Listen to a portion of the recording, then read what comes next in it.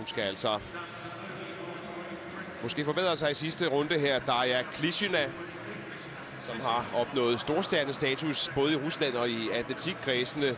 Både på grund af resultaterne, men også på grund af det modelarbejde, hun udfører, når hun ikke er i konkurrence.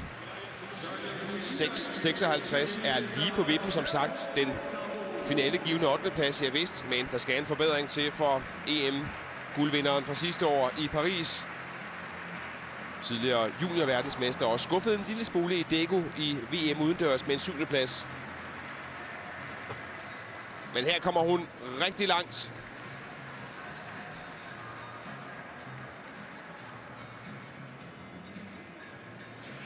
Og vi skal sige, at den røde streg i sandet, så vi så rykke sig en lille smule, det er altså noget, som tv-producerne lægger på, og man skal ikke regne totalt med den.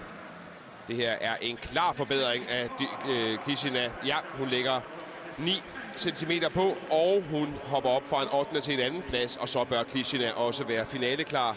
Stadigvæk Brittney Reese bedst med sine 6.72 og Brittney Reese.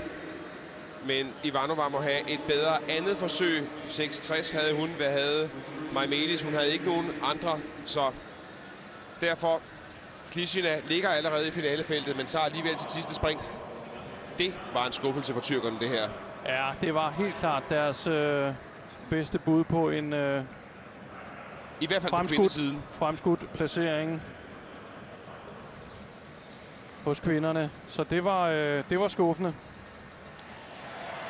Darja Klishina er altså med 6.65 stort set sikker på at komme i finalen.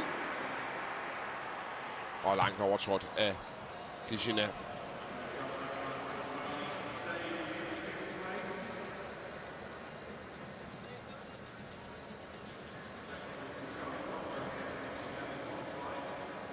var der til at tage at føle på den der.